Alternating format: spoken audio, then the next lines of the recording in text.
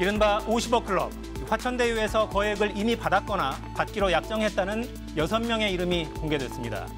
당사자들이 바로 반발하는 가운데 이 인물들이 대부분 박근혜 정부 사람들이다. 아니다, 김대중 노무현 정부 시절에도 잘 나갔다. 논쟁이 이어졌습니다. 공수처는 박지원 국정원장을 입건하고 국민의힘 정점식 의원실 등을 압수수색했습니다. 검찰의 고발 사주, 선거 개입이냐, 반대로 국정원의 제보 사주냐를 동시에 들여다보고 있는 거죠. 자사건건 오늘은 동네 콤비와 함께하겠습니다.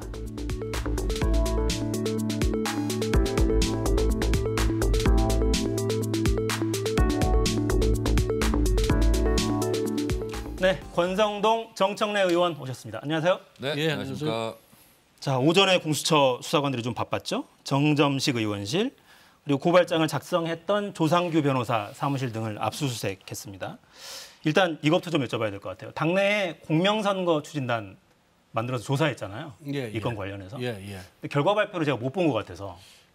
저도 뭐 공명선거 추진단의 활동 경과나 활동 상황에 대해서는 들은 바가 없어가지고 뭐라 말씀드리기가 어려운데 뭐 이 사건은 김웅원의 손준성 검사와 김웅원 간에 무슨 자료가 왔다 갔다 했는 연결고리가 있느냐가 중요한 것이 아니라 윤석열 당시 총장이 손준성 수사정보정책관에게 이 고발 사주를 시켰느냐, 고발 사주를 시켰느냐, 지시 관여했느냐가 굉장히 중요한데 뭐 그에 대한 증거는 전혀 없는 상태거든요. 근데 민주당이 어쨌든 간에 이거 한번 엮어보려고 하니까 마치 지시 관여했다는 객관적 증거나 정황 증거는 전혀 발견하지 못한 채로 단지 부하 직원이었던 이유만으로 지금 이런 주장을 하고 있거든요. 이건 뭐 정말 잘못된 것이고 오늘 뭐 정점식 의원하고 통화를 했더니 자기가 뭐 압수수색 당할 게 없답니다. 자기는 뭐 밑에서 누가 했는지 모르지만 전혀 기억이 나는 바가 없다. 그래서 공수처가 지금 그 사이에 그 핸드폰도 이제 시간이 오래 지나서 핸드폰도 몇 번 바뀌었을 것이고 그래서 그냥 뭐 아무 소득 없이 갔다 이렇게 저는 얘기를 들었습니다. 그럼 반대로 박지원 국정원장의 제보 사주는 아마도 있었을 것이다 이렇게 보시는 건가요? 그렇습니다. 뭐 여러 가지 이제 객관적 정황상 보면은 그 누구죠? 조성은 씨. 조성은 씨. 네. 조성은 씨하고 박지원 원장과의 그런 긴밀한 관계 그리고 또 고발을 전후해서 잦은 만남, 횟수 뭐 이런 등등을 보면은 그런 것이 있는 것이 아닌가 하는 그런 의심을 사기에 저는 충분하다 이렇게 보고 있습니다. 네. 반대로 어떻게 보세요? 그러니까 아마도 고발 사주가 있었을 것이다. 이제 오늘 정점식 의원 압수수색한 것은 제가 보기에 고발 사주 의혹 중간 유통업자에 대한 압수수색 같아요. 왜냐하면 고발 사주 의혹이 있었는데 실제 고발이 이루어졌고요.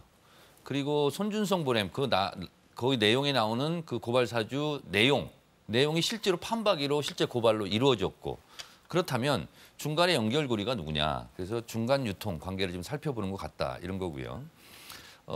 지금 정점식 의원에 대한 압수수색을 하니까 국민의힘에서 공수처는 야당 탄압이냐 이렇게 이제 논평을 내고 주장을 하고 있어요. 그런데 이게 웃기는 주장이고 모순된 주장이 국민의힘 윤석열 캠프에서요. 박지원, 조성은 성명불상 이거를 공수처에 고발한 거예요. 그리고 또 박지원 국정원장이 윤우진 전 용산 세무서장을 언급하니까 또 공직선거법 국정원법 위반으로 또 고발을 했어요. 윤석열 캠프에서. 공수처에서 고발해놓고 그걸 가지고 수사를 하려고 그러니까 야당 탄압. 그러면 본인들이 우리 야당을 탄압해 주세요 하고 공수처에 고발한 겁니까? 이게 말도 안 되는 주장인데 제가 봤을 때는 지난번 김웅 의원 같은 경우는 반발하고 실제로 압수수색을 방해했지 않습니까? 그러면 그럴수록 더 의혹이 그쪽으로 더 가니까 오늘 같은 경우는 뭐 크게 압수수색을 방해한 것 같지는 않은데 공수처에 고발한 사람들이 고발 알았어 수사할게. 그럼 수사하면 협조를 해야지 반발하고 야당 탄압을 주장하는 것은 자기 눈찌르기다 이렇게 생각합니다. 그거는 그 야당 탄압이라는 주장은 윤석열 당시 검찰총장이 손준성 검사에게 고발을 하라라고 시켰다는 아무런 증거가 없는 상태에서 단지 민주당의 고발만 갖고 언론의 그런 제보만 갖고 입건한 것 자체가 야당 탄압이라는 그런 주장이지 우리가 고발한 사건에 대해서 수사하는데 그걸 왜 야당 탄압이라 그럽니까? 그리고 박지원 원장 같은 경우에도 국정원장 자격으로 정치에 개입 못하게 돼 있어요. 그런데 일종의 약간 협박 아닙니까? 내가 윤 총장에 대한 비리를 알고 있으니까 입 다물고 있어라. 뭐 내가 니하고 술 여러 번 먹어서 잘 알고 있다. 이런 식의 마치 엄포성, 협박성 반응을 하니까 그것이 선거에 개입하는 것이라서 우리가 고발했고 그 부분에 대해서 수사하는 걸 누가 우리가 야당 타임이라고 그 주장한 적이 없어요. 자, 공수처 출범한 것이 참 잘 됐다는 생각이 드는 것이 국민의힘도 아마 그런 생각을 할 것 같은데 만약에 공수처가 불법적으로 수사를 하면 검찰이 공수처 검사를 수사하게 돼 있어요. 그렇지 않습니까? 그리고 검찰이 무슨 부정하게 수사를 했거나 무슨 압력을 행사했거나 공수처가 수사하는 거 아니겠습니까? 그러니까 서로 견제와 감시 균형이 생긴 거예요. 이게 이제 민주주의의 기본 원리가 아니겠습니까? 그런 면에서 봤을 때 공수처 입장에서는 예를 들면 윤석열 후보에게 의심이 가는 부분도 또 예를 들면 국정원장이 또 무슨 뭐 범법을 저질렀냐 이렇게 야당이 또 제기하니까 거기도 또 수사하고 균형 있게 수사를 하는 거예요. 그래서 제가 봤을 때는 공수처를 반대하고 막 저지한다고 그랬었는데 어쩌면 국민의힘으로서는 맨날 검찰 못 믿겠다 이렇게 주장만 할 것이 아니라 공수처가 생겼으니까 균형이 생긴 점은 다행스럽고 공수처 우리가 반대한 거에 대해서 후회하고 반성한다 이런 얘기도 좀 했으면 좋겠어요. 네. 자, 오늘 국민의힘 이준석 대표가 대선 주자들과 함께 기자회견했어요. 주제는 대장동 특검 촉구였습니다. 특검 촉구 기자회견 뒤에는 바로 국회부터 청와대까지 도보 행진도 시작했습니다. 관련 발언 듣고 이어가겠습니다. 대한민국의 대통령을 뽑는 중요한 선거가 5개월, 6개월 앞으로 다가왔습니다. 선거를 임박하고 국민의 여론에 밀려서 수사를 하면서 더 큰 오명을 낳으시겠습니까? 저는 오늘 이 기자회견을 마치고 이 국회가 있는 여의도에서 출발해서 청와대까지 도보로 이동하면서 국민들에게 특검법의 당위성을 알리고 이런 지지부진한 수사의 부당함을 알릴 것입니다. 검당유착 국기문란 사건을 뒤덮기 위한 야당의 끊임없는 물타기 쇼에 민생은 익사할 지경입니다. 민생보다 정쟁을 우선시하는 제1야당의 행태, 국민이 용납하지 않을 것입니다. 이미 야당 관련자들도 수사 대상으로 차고 넘치고 있습니다. 국민의힘은 엉뚱한 곳에 힘 빼지 말고 제발 제 식구나 간수 잘하고 수사에 협조하기 바랍니다. 그러니까 이준석 대표 발언을 보면 선거 임박해서 여론에 떠밀려서 수사를 하면 더 큰 오명을 낳을 것이다. 빨리 특검하자 이런 주장이에요. 예. 그 뭐 당연한 주장 아니겠습니까? 최순실 국정농단 사건 때 어떻게 했습니까? 민주당이 특검 주장을 했어요. 우리가 그 당시 여당이었지만은 그 주장이 합리성이 있다고 봐서 받아들였습니다. 그것이 정치고 그것이 국민을 위하는 태도입니다. 그런데 민주당은 집권 이후에 우리 당의 특검 요구에 단 한 번도 응하지 않고 있어요. 아니, 지금과 같이 수천억 원의 돈을 단 7명에게 몰아준 당군인의 최대의 특혜 사건이 발생했음에도 불구하고 또 그 특혜 사건의 주역이 이재명 시장이라는 합리적 의심을 받고 있음에도 불구하고 계속 버티기를 일관하고 있습니다. 그리고 우리가 집권할 때는 박근혜 정부 때는 국정조사, 민주당의 국정조사 요구 7번이나 받아줬습니다. 민주당 단 한 번도 안 받아줘요. 특검도 안 받아주고 국정조사도 안 받아주고 오로지 다수당의 이유 하나로 국민적 요구 또 국민이 합리적으로 의심하고 있는 사안에 대해서도 전부 거부하고 있는 거예요. 이런 독재가 도대체 민주국가에서 가능한 일입니까?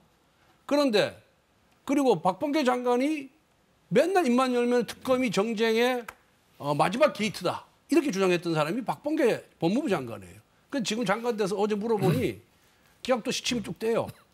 이렇게 내로남불, 자기 말에 책임을 지지 않는 사람들이 대한민국 정치의 주역이 되니까 대한민국 정치가 국민들로부터 불신을 받는 거 아니겠습니까? 그러니까 빨리 우리 당이 여당일 때 했던 것처럼 민주당도 밀려서 하지 말고 특검을 받으십시오. 그렇게 자신이 없으면은 정권을 내놓든가 권력을 내놓으세요. 그 국민의힘에서 특검을 주장하는 이유는 몇 가지 이유가 있습니다. 첫째, MB 때 BBK 사건을 특검이 덮어주고 대통령 됐지 않습니까? 그때 추억이 있어서 그때 재미 봐서 또다시 재미 보려고 하는 거고요. 또 하나는 시간 끌기 작전이죠. 지금 검경에서 수사를 막 속도를 내고 있으니까 이게 이제 그쪽 관련자들이 더 많으니까 이걸 덮으려면 시간 끌기 작전해야 되거든요. 근데 특검을 하려면 국회에서 여러 가지 논쟁도 있어야 되고요.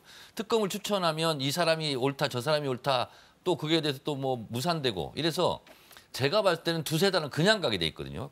국민의힘이 그걸 노리고 있어요. 근데 제가 어제 TV 토론을 보면서 국민의힘 TV 토론을 보면서 참 웃기는 코미디 같은 게 이재명은 후보 자격 없다. 특검해라. 저 사람은 뭐 물러갈 사람이다. 이렇게 해놓고 나중에 인사말 하면은요. 제가 이재명을 이길 사람입니다. 다 그렇게 얘기해요. 그리고 이재명 후보가 본선에 올라가다 후보가 되는 걸로 기정사실화해요.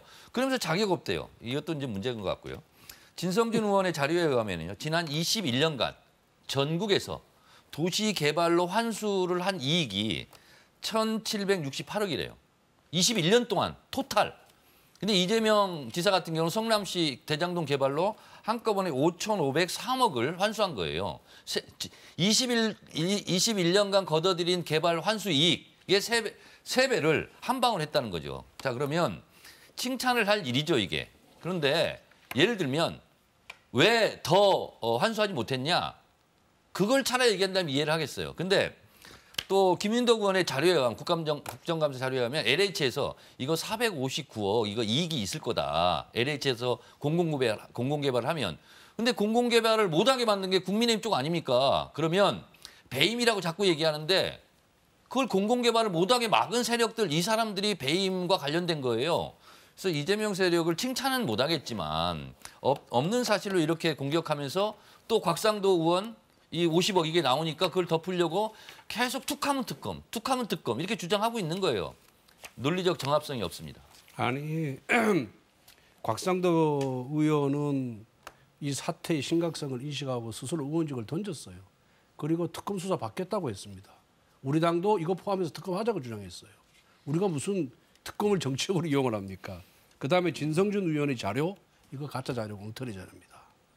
우리 강릉도 지금 아파트 많이 짓고 있는데 엄청난 기부 체납을 받고 있어요. 엄청난 기부 체납을 받고 있어요. 이게 전국적으로 21년간 2,100원밖에 환수를 안 했다? 이게 뭐 어떤 이 기부 체납액을 제외한 건지 어쩐지 모르겠는데 기부 체납액을 포함한요 수조에 이릅니다. 각 지방자치단체가 받은 것이. 그래서 이런 엉터리 자료 갖고 이 자기들 입장을 정당화하는 논거로 삼으면 안 된다는 생각이 들고요. 그다음에 국힘이 공공개발을 반대한 적이 없어요. 오히려 이재명 시장이 시장 되기 전에 변호사 시절에 대장동은 민간 개발을 해야 된다라고 주장을 했어요. 오늘 뭐 언론 보도에 나와 있는 거예요. 그러다가 민간 개발 주장했던 사람이에요. 민간 개발 주장했던 사람이 이재명 시장이에요. 그때 시장이 안 했지만 시장 되고 나서 태도가 돌변한 겁니다. 차라리 이재명 시장이 100% LH 가는 방식으로 공영 개발을 했으면 훨씬 더 많은 이익이 갔죠. 그걸 못 하겠잖아요. 그렇기 때문에 특정인 7명에게 나중에 발생한 이익까지 보면 1조 원의 이익을 몰아줬기 때문에 이것이 업무상 배임이다 해가지고 지금 구속이 된 겁니다. 검찰에서 인정하고 법원에서 인정한 상황이에요. 그것마저 거짓이라고 자꾸 호도하는 것은 문제가 있다 이렇게 말씀드립니다. 네. 정 의원께 제가 이 질문 좀 드려보고 싶은데요. 그러니까 구속된 유동규 씨 영장에 배임 혐의가 적시가 돼 있죠. 뇌물과 배임 이렇게 두 가지 혐의인데, 그러니까 이거는 그냥 상식적인 질문이에요. 사실 1,800억에 달하는 수익을 얻을 것으로 예상되는 이 사업, 이 사업의 세부 사항을 과연 시장에게 보고 없이 진행했을 수가 있는가라는 질문은 나오는 것 같습니다. 자, 국민의힘에서 계속 공격하는 것이 이재명 지사가 설계했다는 얘기는 100% 공공개발로 이재명 성남시장은 하고 싶었는데 성남시의회 등 이런 데를 반대하니까 못했어요. 그러면 민간 개발까지 해서 민관으로 같이 이걸 개발하자 하는 얘기를 하는 거예요. 전체 큰 방향을 제시했다는 거고요. 그리고 유동규 본부장 같은 경우는 뭐 지금 돈을 받았네 어쨌네 하고 있는데 돈을 받았다면 그건 잘못이죠. 그건 수사를 받고 벌을 받아야 되겠죠. 자, 그런데 이재명 지사의 측근이라고 그러는데요. 2018년에 헤어져요. 이재명 지사는 도지사 선거를 나가거든요. 도지사 캠프에 없었어요. 그리고 대선 캠프에도 없습니다. 측근은요. 사전을 찾아보니까 곁에서 가까이 모시는 사람이 측근이에요. 이미 헤어진 지 오래됐어요. 측근이 아니에요. 뒤에서 모시는 후근도 아니고 앞에서 모시는 중근도 아니고 어중간하게 모시는 중근도 아니에요. 그래서 이거는 개인의 비리가 있다면 개인의 일탈인 것이고요. 그리고요. IMF 때도 경제 관료들이 처벌받지 않았습니다. 정책에 대해서는 형사처벌 대상이 아니거든요. 민간과 공공을 5대5로 합작해서 개발한다 하는 건 정책적 판단 사항이에요. 그리고 나머지 부분은 민간업자들이 했겠죠. 그러니까 그런 민간끼리 주고하는 우리가 금품 비리를 저지르겠습니다 하고 시장한테 보고하는 사람이 있겠습니까?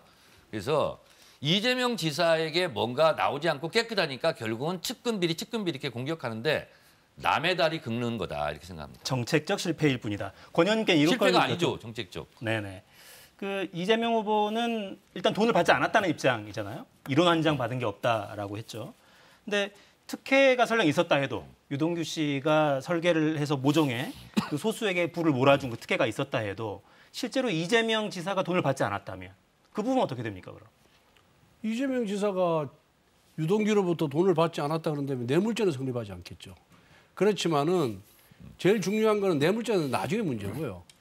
이 설계 자체가 특혜성 배임 설계 자체에 이재명 성남시장이 관여를 했느냐, 보고를 받았느냐가 우선적으로 조사가 돼야 될 부분이고 확인이 돼야 될 부분이에요. 그런데 그 성남도시개발공사 정관, 성남시의회 조리에 의하면은 성남도시개발공사의 중요사항은 성남시장에게 보고하고 승인을 받도록 돼 있어요. 그런데 성남 이 도시개발공사가 2013년 발족이 되어가지고 최대의 이 큰 사업이 이 사업이 그 대장동 사업이거든요. 그리고 이 대장동 사업은 어마어마한 돈이 들어가는 1조 5천억짜리 사업이에요. 이것을 시장이 보고를 안 받았다, 중요 사항에 대해서 결정을 안 했다. 이거는 삼척 정도도 믿지 못할 얘기고요. 두 번째, 자꾸만 지금 측근 아니라 그러는데 우리가 측근인 건 이 사업을 시행할 당시에 측근이냐 아니냐 이게 중요한 것이 지금 헤어진 건 아무 관계가 없는 거예요. 그러니까 이재명 시장이 뭐 경기관광공사 사장하면서 뭐 예산을 안 줬더니 헤어져서 측근이 아니다 이렇게 얘기하잖아요. 이런 말장난이 어디 있습니까? 이 사업을 시행할 당시에는 측근 중에 측근이 바로 유동규였어요. 왜? 첫 번째 시장 나갈 때는 선거 도와주고 그 개발공사 들어가서 기획본부장 했고, 두 번째 선거할 때는 다시 사퇴하고 나와서 캠프에 들어가서 또 성남시장 선거도를 도와줬어요. 그리고 또 성남개발공사 또 기획본부장으로 들어갔습니다. 이 사업을 마무리하고 그다음에 경기도지사의 캠프에 없었다. 캠프에서 직책이 있는 게 없는 게 중요한 게 아니라 밖에서도 열심히 도우면 그 캠프 사람이에요. 그런데 그 캠프에서 활약을 안 한 사람을 그러면 차관급 경기관광공사 사장을 임명을 하겠습니까? 만약에 캠프에서 활동을 안 했는데도 임명을 했다 그러면은 두 사람에게 뭔가 특별한 관계가 있겠죠. 유동규가 뭔가 약점을 잡고 협박을 했거나 그러지 않으면 그 사람을 왜 했겠어요? 직근이 아닌데. 그렇잖아요. 선거도 안 도와줬는데 운전기사에 불과했던 사람을 차관급 자리에 앉힐 때는 캠프 요원으로서 선거운동에 엄청난 기여를 했거나 그게 아니라 그런다면은 이 친구가 이재명 성남시장의 약점을 잡고 뭔가 협박을 했기 때문에 간 거 아니겠어요? 둘 중에 하나지 뭐가 있겠습니까? 지나친 상상은 건강을 해칠 수 있습니다. 근데 진짜 측근이라고 한다면은 윤석열 검찰총장의 손준성 같은 눈과 귀가 되는 이런 사람들이죠. 근데 상식적으로 생각해 보세요. 부정 비리가 있다면 그걸 시장한테 다 보고하겠습니까? 제가 돈을 이렇게 받을 예정인데요. 시장님 알고 계세요. 이렇게 보고하겠습니까? 자, 그래서 이것에 대한 문제는 뭐냐면 이명박 대통령이 LH에서 손을 떼라 라면서부터 시작된 거고요. 만약에 공공개발로 다 갔으면 민간인의 이익을 갈 것도 공공의 이익으로 다 돌렸겠죠. 그걸 방해한 세력들을 실제로 배임 세력으로 저는 공수처에서 수사를 해야 된다. 이렇게 생각을 좀 하고요. 그리고 LH에서 459억을 책정을 했다는 거예요. 지금 내부 보고에 의하면 459억이 이익이 발생할 수 있다. 근데 그것조차 못하게 했고요. 그래서 사실은 이재명 지사 같은 경우는 대장동을 다 공공개발로 했다면 5,503억 2배로 더 이익을 환수했겠죠. 1조 정도. 그걸 못하게 한 사람들이 범인인 거죠. 아니, 알겠습니다. 배임죄가 되느냐 안 되느냐는 누구한테 이익을 줬느냐 안 줬느냐의 문제예요. 이 사업 주체가 성남시고 이재명이에요. 그런데 우리 정청래 의원님 말씀대로 공영 개발하는 것을 LH 공영 개혁을 방해하는 세력이 우리 국민의힘 세력이라 하더라도 이 사람은 이로 인해서 아무런 이득을 취한 바가 없어요. 그러니까 범죄 성립하고는 관계가 먼 거고, 두 번째 손준성을 수사정보정책관에 임명한 사람이 누굽니까? 추미애고, 추미애가 실토했어요. 추미애 후보가 청와대 비호 세력에 의해서 입김해서 했다고. 그런데 그걸 어디다 덮으시는 그러면 게 손준성 검사가 추미애를 위해서 일을 했습니까? 윤석열을 위해서 일을 했습니까? 나라를 위해서 일을 했죠. 말을 말 같은 소리를 하셔야지. 자, 이 대장동 의혹이 국회만 집어삼킨 줄 알았더니 사사건건도 집어삼키고 있어요. 대본이 지금 30분짜리가 8장인데 이제 2페이지 했는데 큰일 났네. 자, 오늘 국정감사장에서는 화천대유에서 돈을 받기로 한 사람들 명단, 이른바 50억 클럽 공개됐습니다. 들어보겠습니다. 김만배, 유동규, 정 등 대화에서 50억 원씩 주기로 한 6명의 이름이 나옵니다. 권순일, 박영수, 곽상도, 김수남, 최재경, 그리고 홍모 씨입니다. 홍모 씨를 제외하고 다 박근혜 정부 때 군인들입니다. 6분이 실소유자라 그런다 그러면 말 그대로 국민의힘 게이트죠. 굉장히 유감스럽다는 말씀을 드리고 앞으로 그 5분이 이재명 후보 얼마만큼 친소 관계가 있다는 것을 밝혀지면 알겠습니까? 그죠?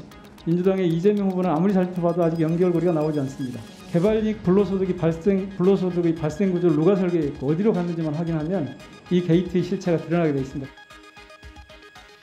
네, 일단 거론된 6명 중에 대부분은 저희 그래픽 만들어 놓은 거 있죠? 공개되자마자 일제히 입장을 내서 사실무근이다. 강력한 법적 조치를 하겠다. 황당하고 터무니없다. 통보받은 일이 결코 없다. 이렇게 밝혔고요. 화천대유도 입장을 냈어요. 돈 주기로 약속한 사실이 없다. 허위 과장 발언을 유도한 내용이 녹취된 것이다. 이렇게 주장을 했습니다. 일단 5명은 실명을 공표를 했는데 박수영 의원이 홍모 씨는 왜 공표를 안 한 걸까요? 글쎄 그게 뭐 언론사 뭐 사주라고 저는 얘기 들었는데 그 언론사와 관계가 있어 그런 건지 아니면은 유명인이 아니라고 판단해서 익명을 했는지는 잘 모르겠습니다. 네. 일단 민주당 쪽은 거 봐라 한 명 빼고는 다 박근혜 정부 인사 아니냐 이렇게 비판을 하는데. 글쎄요, 뭘 보고 박근혜 정부 사람이 권순일 대법관은 대법원장이 추천해서 대법관이 된 사람이고요. 그 다음에 박영수 특검은 사실 문재인 정권 탄생 뭐 결과적이지만은 특검으로서 활동을 잘해서 박근혜 정부 탄생에 문재인 정부 탄생에 기여했고 또 저분은 소위 노무현 정부 때 잘 나가던 그런 검사고 나머지는 다 검사들이에요. 검사들이 뭐 특정 정부 사람이 있겠습니까? 대한민국 검사지. 다 어느 정부 때나 다 잘 나가던 친구들이에요. 저기 나와 있는 분들이. 그렇기 때문에 저걸 갖고 뭐 박근혜 정부 인사라고 하는 건 좀 어폐가 있고요. 설사 박근혜 정부 인사라고 하더라도 그럼 왜 이렇게 수천억의 이익을 취득한 사람들이 전반적으로 로비를 했느냐. 그 실체를 밝혀야 되지 않겠습니까? 그래서 저런 분들 다 포함해서 우리 특검 하자는 거예요. 우리 쪽 사람들도 하고 그쪽 사람들도 하고. 그런데 왜 거부하는지 저는 이해를 못하겠어요. 기승전 특검. 예, 우리는 저분을 비호할 생각이 전혀 없습니다. 있는 그대로 다 합시다. 이재명 캠프는 대장동 국힘 5적으로 명명해야 한다 이렇게. 저는 이분들이 뭐 이명박 박근혜 정부 때 잘 나갔다. 그리고 국민의힘과 친한 쪽 사람들이다라고 뭐 주장을 할 수 있으나 저는 그렇게 주장하지는 않겠어요. 왜냐하면 아니 뭐 예를 들면 노무현 정부 때 핵심 뭐 역할을 하다가 또 박근혜 정부 가서 또 중요 요직에 차지하고 막 이렇게 해요. 공무원들은 그렇게 하고 검사도 그렇게 해요. 문제는 뭐냐면 이분들이 이재명 지사 쪽 사람들이냐 아니냐. 지금은 핵심적으로 그게 더 중요하지 않겠습니까? 근데 제가 보기에는 이재명 지사를 돕고 있는 사람들 같아 보이지는 않아요. 저는 그러면 이재명 지사하고는 관계없는 사람들이다. 그럼 관계없으면 이재명 지사와는 관계없는 저쪽 사람들이 아니겠느냐. 이렇게 이제 저는 생각할 수 있는데 이분들이 지금 다 뭐 강력한 법적 조치 예정 뭐 이렇게 다 했는데 이건 지금 국감 때 반 발언이기 때문에 면책 사유가 있어서 처벌 대상이 아니에요, 이건. 그래서 결국은 본인들이 억울하다면 본인들이 이제 앞으로 해명을 해 나갈 것 같은데 그래서 결국은 화천대유 관련된 뭐 고문이라든가 변호사라든가 뭐 이런 분들이 이재명 지사 쪽하고는 크게 관계가 없는 사람들 같다. 그러면 누구랑 관계가 있냐 이런 생각이 들고 박영수 특검 같은 경우는 뭐 대중적으로 우리 국민들이 다 알다시피 윤석열 후보하고는 호영호제하고 있지 않겠습니까? 그러면 누구랑 더 친하냐? 그러면 저는 박영수 특검 같은 경우는 윤석열 후보랑 더 친하지 않겠냐? 이렇게 권성동 의원에게 질문드립니다. 네, 초등학생 싸움 같아 좀 그렇긴 한데 누구랑 친하냐고 해서. 아니 박영수 특검 때 박영수 특검의 요청으로 윤석열 후보가 수사팀장을 낸 건 맞아요. 그거는 뭐 업무상 저도 박영수 특검 제가 인천 특수부장 검사할 때 우리 대검 중수부의 중수부장이었어요. 그래서 지휘를 받았어요. 뭐 그렇다고 형 동생 하는 관계는 아니고 그건 업무상 만난 사이고 그런 식으로 자꾸만 그 몰아가지 말고 중요한 거는 권순일 대법관이 저기 이재명 지사 선거법 위반 사건에 무죄를 받았는데 결정적인 역할을 했다고 언론에 보도되고 있잖아요. 저분이 그러면 50억을 받았는지 안 받았는지 저도 잘 모르겠는데 저 자료에 50억을 받은 걸로 돼 있단 말이에요. 저는 만약에 받았다 그러면 저건 중대한 재판거리고 이건 대한민국 국기를 흔들고 사법부의 신뢰를 송두리째 무너뜨리는 사건이거든요. 이거에 대해서 저건 아닌 것 같아요. 검찰이 제대로 주장은. 수사를 해야 돼요. 아직 권순일 대법관이 자기 입장 발표가 자, 없어요. 50억을 받았냐면 저도 모르겠어요. 권순일 대법관, 전 대법관이. 근데 그 50억을 줬다면 이재명 지사가 줬습니까? 그러니까 왜 줬겠어요? 누가 줬냐고요? 왜 줬겠어요? 그리고 김만배가 김만배 이 씨가 화천대유 주인인 이재명 선거운동 돕고 있는 사람이에요? 이재명 측근이에요? 이재명 사람이에요? 관계없는 사람이에요. 김만배 그렇게 얘기하지 말아요. 화천대유 김만배 실소유자가 이재명의 대통령 당선을 위해서 열심히 뛰었다는 것은 법조 출입기관 다 아는 사실이에요. 다 아는 사실입니다. 그리고 왜 권순일 다른 대법관 사실을 방에 주장하는 것 자체가 저는 들어보세요. 잘못된 주장, 거짓말 같아요. 도중에 왜 10번이나 드나드느냐 권순일 대법관 방에. 드나들 이유가 없어요. 그다음에 심리하는 동안에 한 달에 4번 갔어요. 왜 갔겠어요? 권순일 대법관 김만배라는 사람은 굉장히 정치적이고 자기가 이 수천억 원을 특혜성 사업을 설계하고 이걸 실현시킨 사람이에요. 그러니까 로비력이 대단합니다. 여든 야든 가리지 않아요. 문호발식 로비를 하는 거예요. 그렇기 때문에 이것을 수사를 통해서 밝히자고 우리가 주장하는 겁니다. 알겠습니다. 제가 이것만 하나 좀 확인하고 싶은데. 법조 게이트 같습니다. 법조 게이트. 네, 자, 이것만 좀 하나 확인하고 싶은데. 그러니까 국민의힘 쪽에서 초반에 흘러나왔던 이야기가 요 50억 클럽에 이재명 지사의 측근의 이름이 있다라는 이야기가 흘러나왔었거든요. 그거는 누구를 가리키는 겁니까? 저는 뭐 그 소리를 들어본 적이 없습니다. 예, 정보가 좀 어두워서 그런지 모르지만. 없잖아요. 정보가 어두워서 그쪽에 그런지 잘못된 주장 같은 경우는 기억을 싹 지워버리는. 아니, 나도 그런 얘기 한 적도 없고 그런 정보를 들은 적도 권성동 없고. 의원이 알겠습니다. 한 적은 없죠. 근데 알겠습니다. 저는 이걸 왜 국민의힘 의원이 깠죠? 50억 클럽을. 참 그것도 이해할 수가 없어요. 아니, 자기들한테 불리한 이슈잖아. 아니 불리하고 유리학을 떠나서 이 대장동 특혜 개발 사업으로 인해서 불법적인 이익을 본 사람은 모두 수사 대상이 되고 처벌받아야 된다는 게 우리 당의 입장이에요. 우리 당은 내 편 네 편 안 가립니다. 오로지 정의를 추구하는 거예요 지금. 아이고. 정의가 나오니까 네, 좋습니다. 네. 정의를 추구하는 건 좋죠. 네. 정의에 대한 정의가 잘못되어 있는 것 같아요. 대선 경선 이야기로 좀 넘어가 보겠습니다. 민주당 대선 후보 경선은 이제 어제 마지막 TV 토론회가 있었죠? 넘어가려고 그랬는데 거기도 화천대유네요. 네, 보시겠습니다.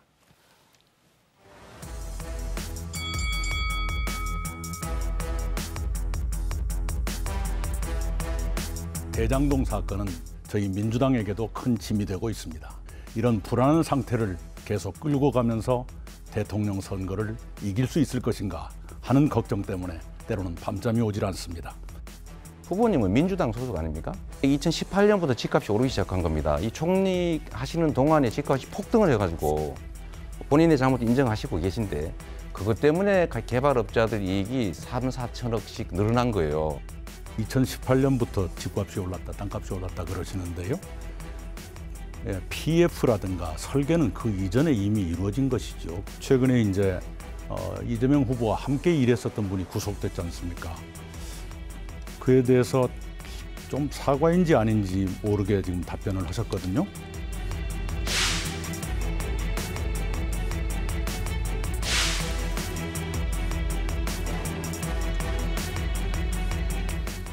네, 이낙연 후보가 한동안 네거티브를 좀 안 하는 것 같았는데 막판에 와서 좀 계속 발언을 합니다.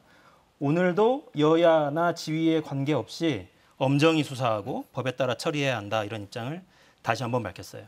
이낙연 후보의 이 전략이 결선 투표로 가는데 도움이 좀 되겠습니까? 조금 다른 얘기를 드리면 대선 같은 이 큰판 선거에서는요 지지자들이 나뉘지 않습니까? 그리고 이제 중간에 이제 바라보고 있는 사람도 있는데 양쪽 진영 다 확증 편향 증세가 있는 거예요. 그래서 결국은 대중 인식과의 싸움이에요. 그래서 실체적 진실은 비디오나 CCTV나 녹취나 이런 게 나오기 전까지는 잘 안 먹혀요. 그래서 제가 봤을 때는 윤석열 후보 고발 사주 의혹이 터져 나오면서 윤석열 후보 지지층이 더 결집하는 경향이 있고 대장동에서 이재명 후보가 위기네 그럼 더 결집하거든요. 그래서 저는 TV 토론 몇 마디 가지고는 대세가 좌우되지 않는다. 그런 생각이 좀 들고요. 그리고 이낙연 후보로서는 당연히 이런 부분에 대해서 뭐 물어보고 뭐 책임이 있다면 사과를 해라 이렇게 요구를 하는 건데 저 자체를 가지고 네거티브다라고 얘기하기는 좀 애매한 측면이 있네요. 네. 국민의힘 입장에서는 어떻습니까? 이재명 후보가 나오면 땡큐다 뭐 이런 이야기도 또 돌던데요. 뭐 누가 나오든지 간에 우리는 뭐 최선을 다해서 싸울 뿐인데 이재명 후보는 정말 말 바꾸고 덮어 씌우고 하는 데는 저는 명수라고 봐요.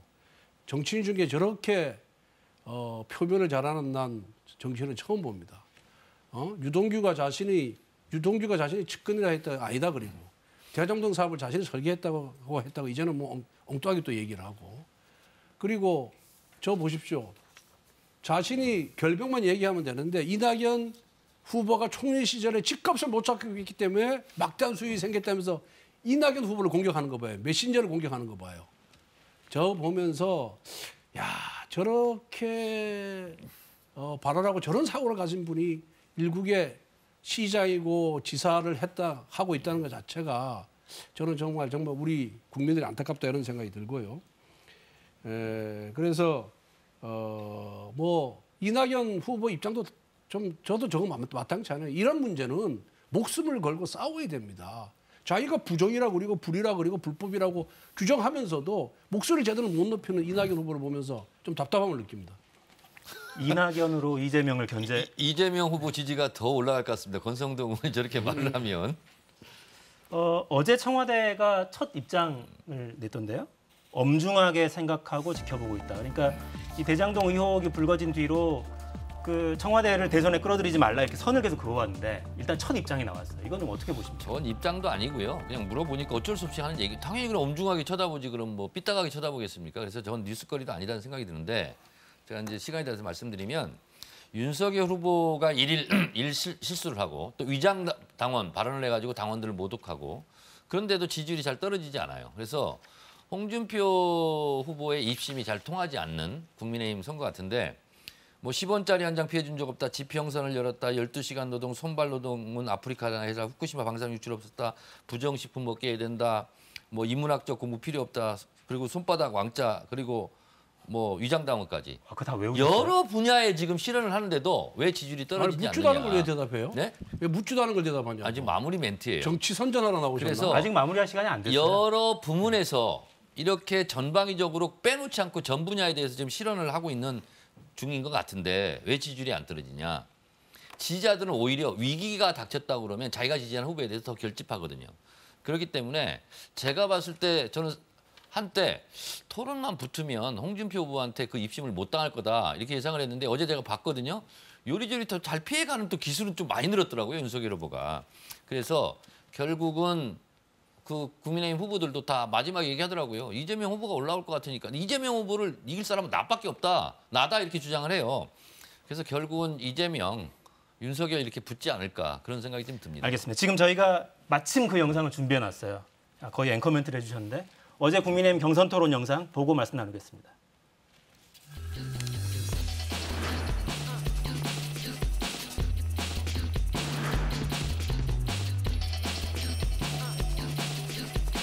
왕자 부적 그 문제가 홍콩 외신에도 오늘 보도가 됐어요. 국제적 낭시입니다. 잘못한 거죠. 오늘은 부적 없죠. 부적이라고 생각을 했으면 제가 알겠습니다. 손바닥에 그러고 다녔겠습니까? 국민들께 하여튼 송구하고. 윤 후보님하고 윤 후보님 부인하고 네. 장모님이 이 역술, 네. 이 무속인들 이런 쪽에 굉장히 자주 만납니까? 글쎄 뭐 저는 예. 그런 분들을 예. 잘 안 만나기 부인하고 때문에 장모님은 아무래도 우리나라 여자분들이 뭐 점도 보러 다니는 분도 있고 하지만 위장다운 문제에 대해서는 네. 증거는 없으신 거죠?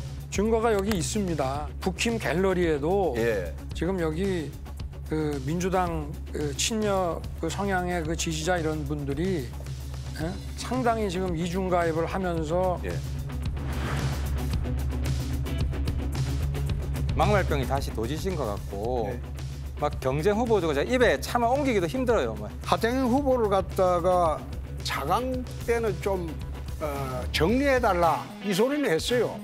도대체 토론을 하려고 힘들어서 못하겠다. 네, 홍준표 후보는 진심인 것 같습니다. 힘들어서 못하겠다. 일단 그 위장당원 논란에 대해서 증거가 있다고 후보도 토론 때 이야기를 하던데 예. 그게 그러니까 사이트에 그런 글들이 올라와 있다 이런 취지인가요? 그렇죠. 우선 뭐 확실하게 짚고 넘어갈 거는 윤석열 후보가 우리 당에 새로 가입한 27만 명의 신입 당원들을 지칭한 것은 아니고 민주당이 조직적으로 우리 당 경선에 개입하려는 그런 정황이 있어서 거기에 대해서 경계를 하자라는 의미에서 얘기를 했고요. 이미 그 이전 저 발언 이전에 위장당원 발언 이전에 윤석열 후보가 페이스북에 글을 올렸습니다. 새로 가입한 당원들에 대해서 굉장히 고맙고 감사하다.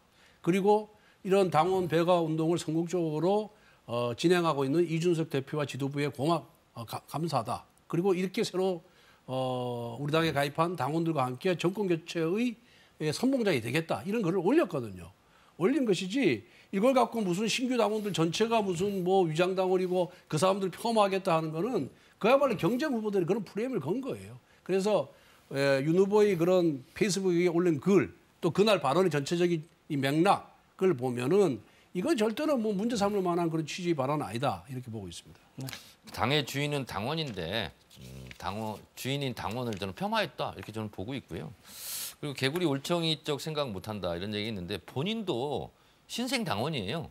갑자기 들어온 당원들에게 저렇게 위장당원이다 그러면 본인도 위장당원이고 위장 후보죠. 그래서 저런 거는 생각 없이 한 발언이고 저런 경우는 깨끗하게 그냥 내가 생각이 짧았다 이렇게 사과하는 게 좋아요. 뭐 거기다가 국힘 갤러리가 어떻고 증거가 있다는데 증거 뭐 그럼 증거 있으면 그럼 매일 공격해라 위장당원이라고 했더니 또 그건 아닙니다 또 이렇게 얘기를 하던데 이런 건 사과하는 게 좋습니다. 아까 그 문재인 대통령께서 엄중하게 생각하고 지켜보고 있다. 왜 갑자기 이 발언이 나왔는지 정말 저도 해석하기 헷갈려요. 그냥 뭐 할 말이 없어서 그런 건지 청와대는 뭘 하고 있느냐라는 비난이 빗발쳐서 그런 건지 아니면은 이 사안의 심각성을 인식하고 이런 말씀을 하신 건지 그건 조금 더 기다려 보면은 검찰의 수사 태도를 보면은 결과가 이 발언의 진위가 나타나지 않을까 그렇게 생각합니다. 대통령이 하신 말씀은 아닌 걸로 어쨌든 간에 청와대 네. 입장이니까요. 시간이 지났는데 마지막 질문은 이름으로만 듣고 제가 넘어가겠습니다. 국민의힘 4위로 컷오프를 통과할 후보는 누가 될지 누굴까요? 저는 황교안일 가능성이 점점 높아지고 있다. 황교안 가능성이 높다. 저는 하태경 아니면 원희룡일 가능성이 높다 이렇게 봅니다. 알겠습니다. 3명이 다 나왔네요. 네, 지금까지 정청래 권성동 의원과 함께했습니다. 다음 주에 뵙겠습니다. 예.